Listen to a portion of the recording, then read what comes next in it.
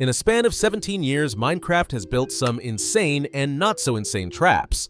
You have some that you actually need to be careful of, and some that, well, are just there. Let's get through all of them. TNT Trap. Alright, let's start with the classic. The one trap that has killed more beginners than anything else in the game, found in the Desert Pyramid. And just so you know, sometimes the whole pyramid generates completely buried under the sand, so you might have walked over one without even realizing it. Walking in the pyramid, you can spot blue terracotta, and if you dig around it carefully, you will find a drop down into the treasure room, and at the bottom sits a pressure plate. And as a beginner, you just step right on it, not thinking much of it, and continue looking until you get interrupted by the death screen. And for hardcore, that's not so pleasing. Under the pressure plate, 9 TNTs will not only kill you, but destroy all 4 chests and every item in them too. But how to avoid it? Well, destroy the pressure plate.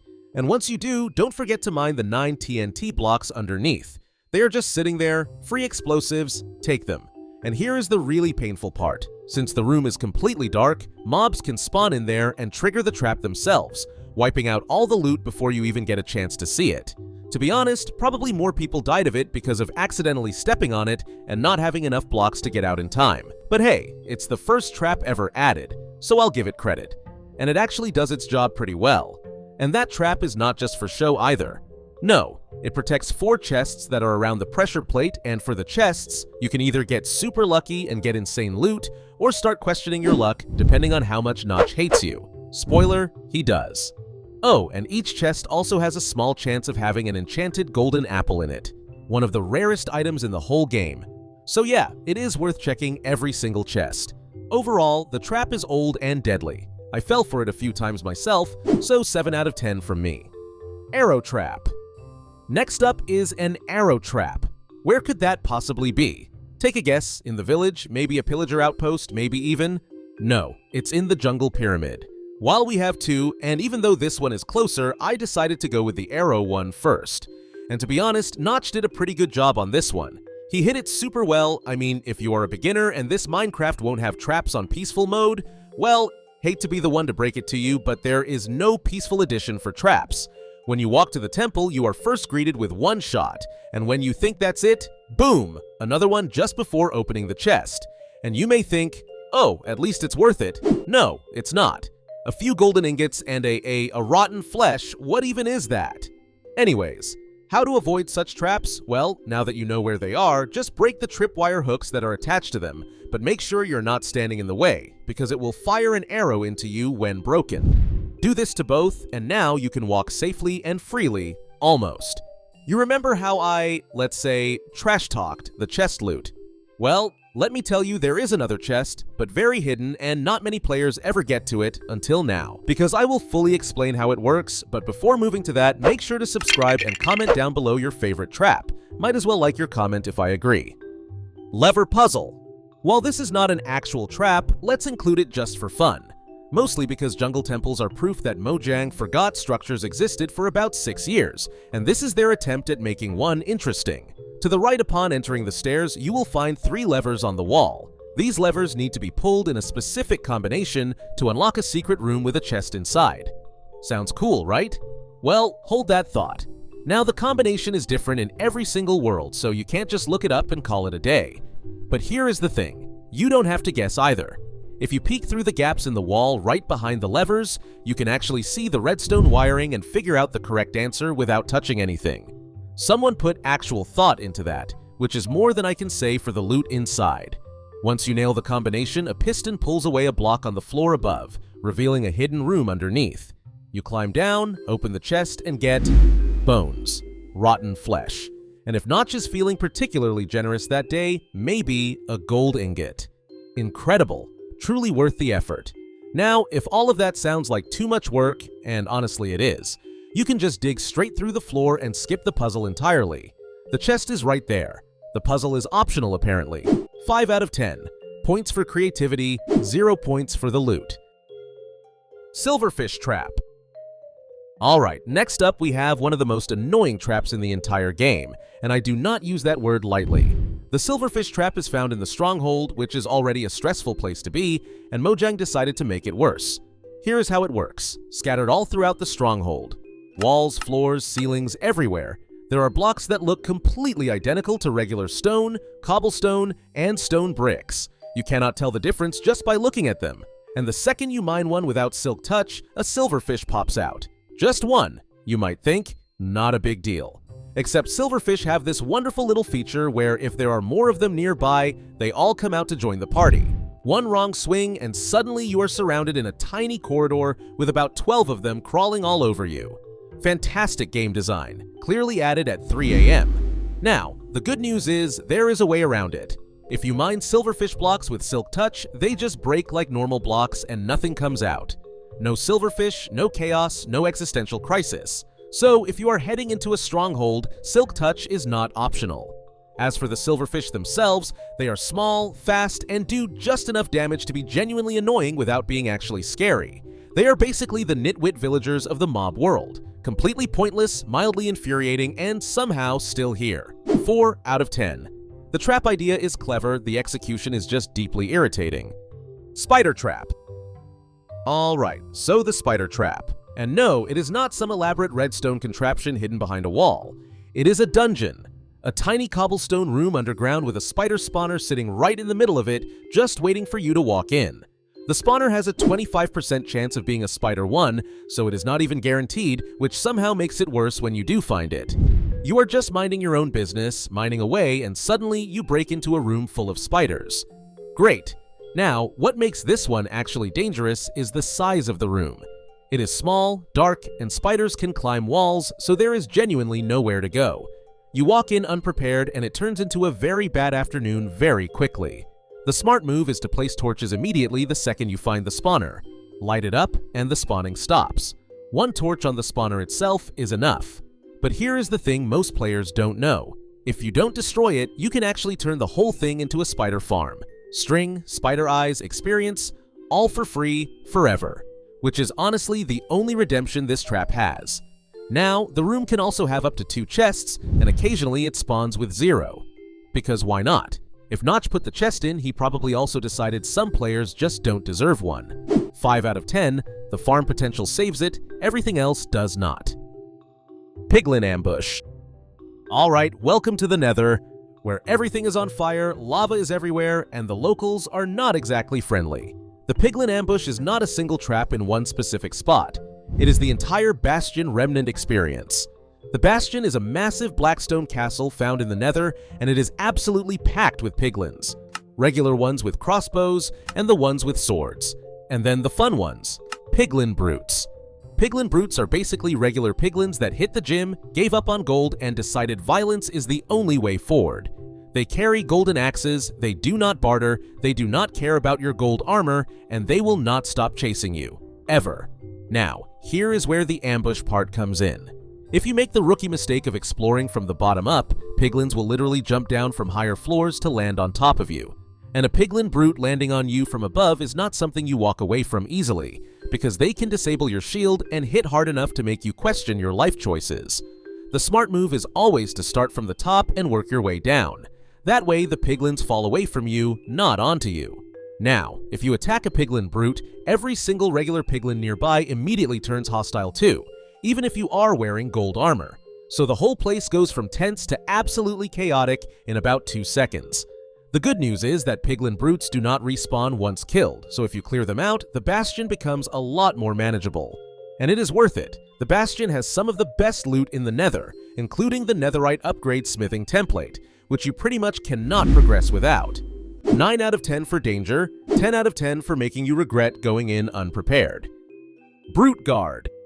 Alright, so you survived the ambush, cleared out most of the Bastion, and now you are heading for the treasure room, the one place you actually came here for. And right there, standing in front of the loot chests like he owns the place, a piglin brute. Actually, not just one. The treasure room is guarded by multiple brutes, and this is where most players meet their end after thinking the hard part was over. The room itself is already a nightmare. Bridges suspended above a lava floor, a magma cube spawner at the bottom just in case you needed more things trying to kill you, and then the brutes right in the middle of all of it. Now, the worst thing you can do here is just run in swinging.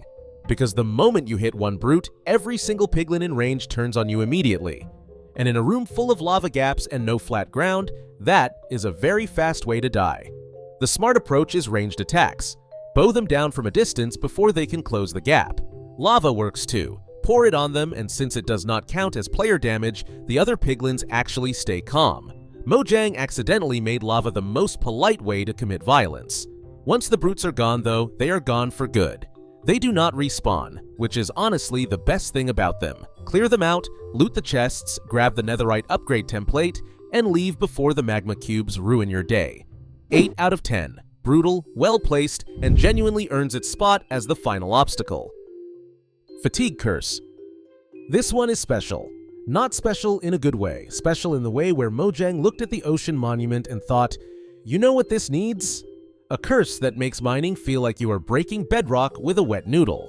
Welcome to Mining Fatigue 3, courtesy of the Elder Guardian. The ocean monument is a massive underwater structure, and inside it live 3 Elder Guardians, one at the top and one in each wing. The second you get within 50 blocks of one, it hits you with Mining Fatigue 3. And the fun part, you cannot dodge it. You cannot hide from it behind blocks. Invisibility potions do nothing. It goes through walls, through the floor, through everything. You're getting cursed, and that is just how it is. When it hits, a giant ghostly image of the Elder Guardian flashes across your screen with a lovely sound effect to go along with it, clearly added at 3 AM. And then your mining speed drops so far that breaking a single block feels like it takes about 3 business days. It lasts 5 minutes, and in Java Edition, the Elder Guardian reapplies it every minute, so drinking milk only helps for about 2 seconds before you get hit again. In Bedrock Edition, it is even better. You get it back immediately after drinking the milk. Immediately. The only real fix is to kill all 3 Elder Guardians and remove the curse for good, which, of course, you have to do while already cursed and underwater. The only upside is that slime blocks and TNT are barely affected by mining fatigue, so you can use those to move around without completely losing your mind. Overall, one of the most cleverly annoying traps in the whole game. 9 out of 10, purely because it is absolutely infuriating and genuinely well designed at the same time. Guardian Laser. So you made it past the mining fatigue, you are inside the monument, and now you have another problem. Guardians. These spiky fish-looking things are everywhere in and around the ocean monument, and they have one job: shoot you with a laser. Here is how it works. The Guardian locks onto you, starts charging its beam. It goes from purple to yellow, which is actually Mojang giving you a warning. And once it turns green and fires, you are taking damage. And here is the annoying part. It deals magic damage, meaning it ignores your armor. Protection enchantments still help a little, but do not expect your full diamond set to save you the way it normally would. The good news is that the laser needs a clear line of sight to charge. The second you duck behind a wall or a pillar, even for a split second, the whole thing resets and it has to start over. So the whole fight inside the monument is basically you playing peekaboo with a fish that wants you dead. There is also a melee defense to watch out for. When a Guardian has its spikes extended and you hit it directly, it deals damage right back to you. So if you're going in with a sword, time your swings for when the spikes are down. The cleanest way to deal with them is a trident with impaling, which gets a big damage bonus against aquatic mobs in Java Edition. Basically, the one time Mojang made the right tool for the right job. 6 out of 10. Annoying, well designed, and the kind of thing that makes you respect the ocean monument a lot more once you understand it. Warden Spawn. Out of every trap on this list, this one is the most uniquely terrifying, and the only one where the correct strategy is to not fight back at all. Deep underground, somewhere around Y level -52, there is a place called the Ancient City. It is dark, it is quiet, and it is absolutely packed with skulk. And skulk is the whole problem. See, scattered all over the Ancient City are 2 types of blocks working together: skulk sensors and skulk shriekers. The sensors pick up any sound you make within 8 blocks, walking, jumping, opening a chest, even throwing something, and send a signal straight to the nearest shrieker. The shrieker then screams, your screen goes dark, and your warning level goes up by 1. Do that 4 times and something comes out of the ground. That something is the Warden. It has 250 hearts of health, hits for up to 22 hearts of damage on hard mode. Enough to kill a fully geared netherite player in 2 hits. And on top of that, it has a sonic boom attack that goes straight through walls and ignores armor completely. Oh, and it is completely blind. It cannot see you at all. It finds you through sound, smell, and touch. So the entire game here is silence. Sneak everywhere, throw snowballs to distract it, and place wool around shriekers to muffle the sensors. And if you do wake it up, do not fight it. Just run, stay quiet, and wait 60 seconds. It despawns on its own. The ancient city loot is worth it though. Enchanted golden apples, swift sneak enchantment books, echo shards, and some of the best gear in the game. Just, try not to breathe too loud. 10 out of 10 for terror, 0 out of 10 for making you feel safe underground ever again. Pillager Raid. Most traps on this list require you to walk into something. This one requires you to walk into an entire village, and the trap was already set before you even knew it. Here is how it works. Out in the world, pillager patrols roam around, and occasionally a pillager outpost spawns somewhere nearby. Both of these have a captain, the one with the big ominous banner on its head. Kill the captain and you get the bad omen effect. That is it. That is all it takes. Now, bad omen by itself does nothing. It just sits there for 100 minutes, which is 5 full in-game days, waiting. The second you walk into a village with it, it converts into raid omen, a 30-second countdown starts, and then the raid begins. And you brought this upon yourself and upon every single villager in that village. The raid comes in waves, 3 on easy, 5 on normal, and 7 on hard. And each wave gets bigger and nastier than the last. It starts with pillagers, then vindicators come with iron axes, then witches start throwing potions at you, then evokers show up summoning fangs out of the ground and releasing vexes that fly through walls. And then, just to top it all off, a ravager shows up, a giant bull that charges through everything. If all the villagers die, the pillagers literally start jumping and laughing. They celebrate, on your watch. The good news is that winning a raid gives you the hero of the village effect, which gives you massive discounts on every single villager trade in that village. So if you are running a trading hall, and you should be, triggering a raid on purpose is actually one of the smartest things you can do. Just, make sure you are ready first. 6 out of 10. Painful if you are unprepared, genuinely rewarding if you know what you are doing. And that is every trap in Minecraft explained. Some of these will kill you once and never again. Others will haunt you every single time. If you enjoyed it, drop a like and a comment telling me which one has killed you the most. Subscribe if you are not already, and I will see you in the next one.